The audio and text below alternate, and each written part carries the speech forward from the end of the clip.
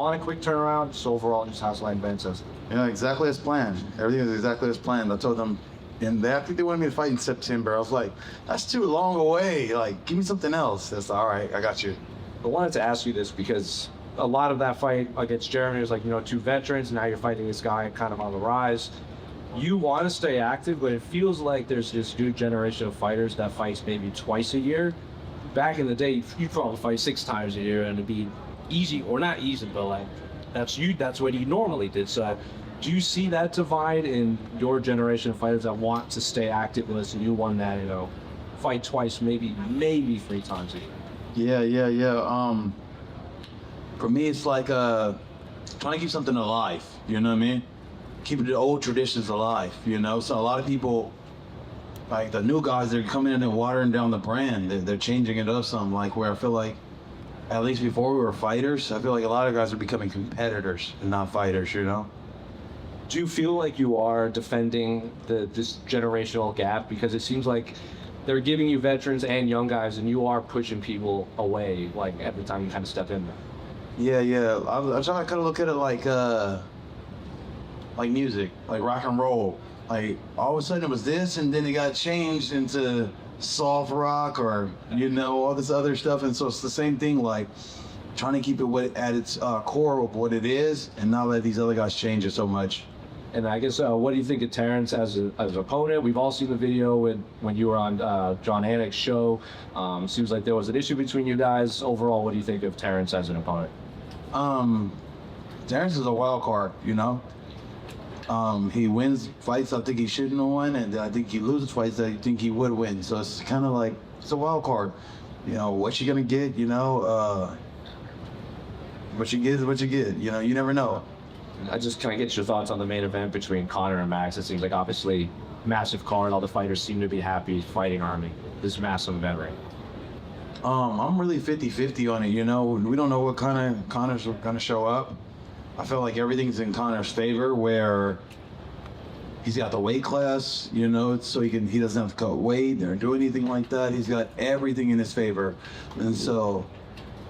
But Max is the guy who's put the work in and been on the stages and really been in the trenches still, like Conor got off the war. And so Max has been on there shooting and sniping. And so I'm kind of on the side of Max, between the two. If I had to pick the worker and the non-worker, I'd pick the worker. But that shot Conor got, and timing's the key. He said it before, it's about timing. And as long as he hasn't lost that timing, I can still touch you. But can I touch you hard enough before I run out of gas? King over here, you've overcome so much. You've become an inspiration for a lot of people. How much did it mean to get those custom shorts finally? Oh yeah, it's cool. I feel like I got the best shorts in the division. I mean, in the industry, I'm shitting on everybody. And so that's dope, that they gave me something, because I was supposed to get $100,000. And we're gonna give you shorts. So I was like, well, does that kind of equate to $100,000? Like, how many shirts do I gotta sell to get my $100,000? I'm trying to do the calculations. I'm like, okay, but my company fought with me, and they doing some shit for me that the black man has got so far. So I'm like, I'm the first black man to get to do it, and I'm doing me. So it's like, I felt like I'm trying to be like Michael Jordan when he brought up the Jordans. I'm gonna sell this shit out. I'm gonna show you how this shit is. This is my style. Sounds like a plan. Good luck on Saturday. Bobby here in the back to your left, all the way in the back. Okay, there we go. You have a ununiquely unique style that's all your own. How much of that came together through experimentation in the gym and just naturally being comfortable to you? There's a lot of playing around the gym, tinkering and playing with the style. My thing was like, you see movies, you see stuff like that where you see these karate movies. Van Damme was real big at the time, Rocky, Jet Li, Jackie Chan. And I'm like, man, those guys look cool, but what if we could really do that stuff, And so trying it, and it got socked in the face, like, oh, okay, that doesn't work, And just tinkering and playing with it some. And so I'm just trying to make that shit exciting for people to see, something different. Thanks, sir. Bobby, right here. Speaking of your style, hardcores know you've been around, you bring it, you're exciting. and all that good stuff. But does it feel like, you know, we would all say that you deserve this and more, but does it feel like you're finally starting to get your flowers with like the new shorts? So you were on Anik and Florian podcast, and Anik was saying you deserve to be in the BMF conversation, and a lot of other people are echoing that sentiment as well. Do you feel that love?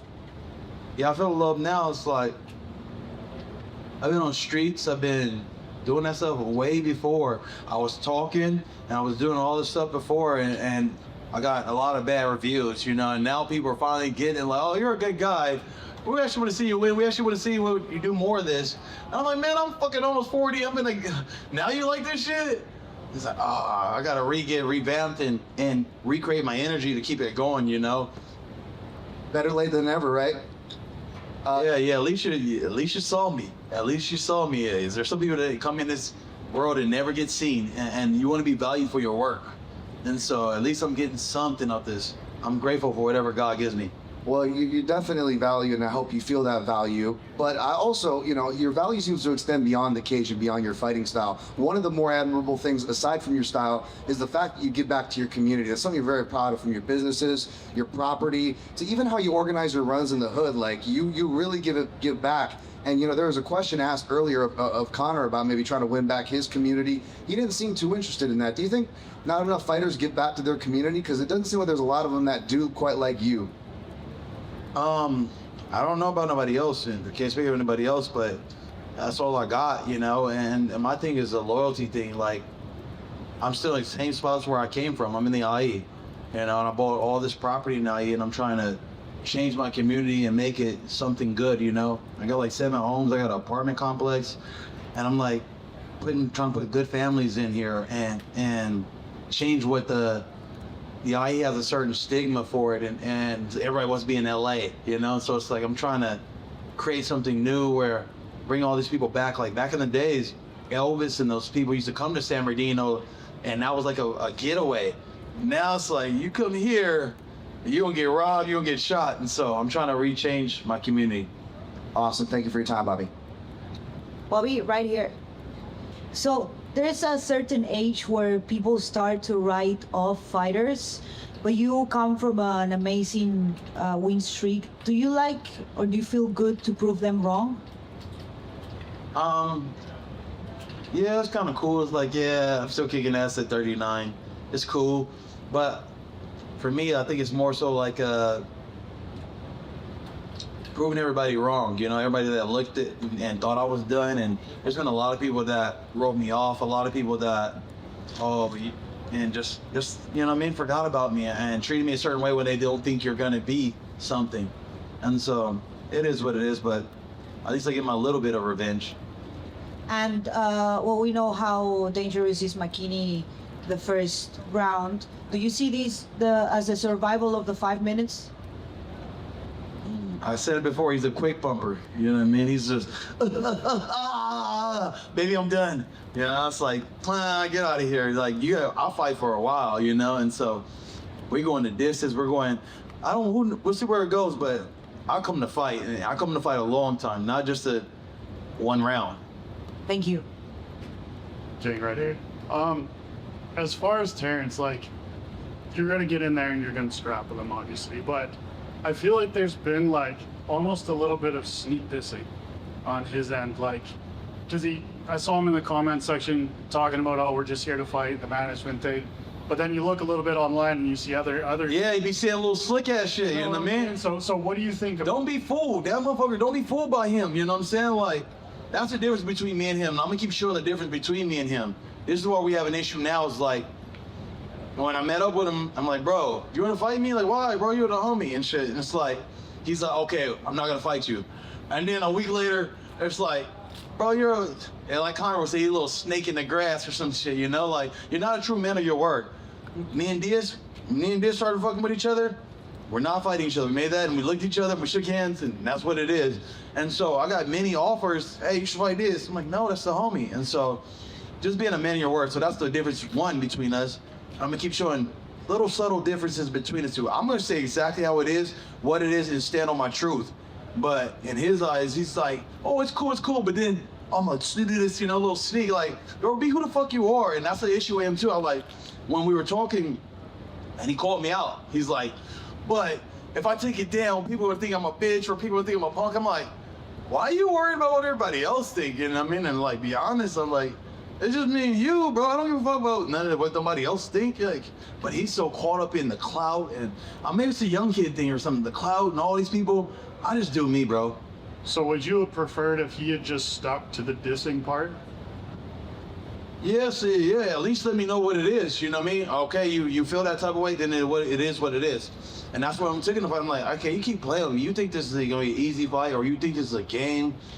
I don't know, maybe you think because I'm old, you know, they think I'm trying to play with that old card. All right, watch. I'm gonna do more punching than you do. I'm gonna do more work than you do. And I'm gonna put more time in. I'm gonna beat you at everything. I'm gonna beat things from the get-go. I've been beating his ass all week long. With the interviews, with the way we dress, with the way we speak. I'm gonna beat you every day. All the way to the fight, and then I'm gonna whoop your ass in the cage. And then I heard you speak on it yesterday that eventually you kind of want to make your way to the BMF title. What do you think the path is to get there? And is that almost like a tribute to Nate Diaz if you get that BMF title? Yeah, the pathway. I always tell people this. The UFC are the story writers. They write your story. And they can make you go this way, they can make you go that way. A lot of people don't understand, like, they go, what, why this and this and this? And the UFC did this and the UFC does that. And so, like, my intentions were to go ahead of me.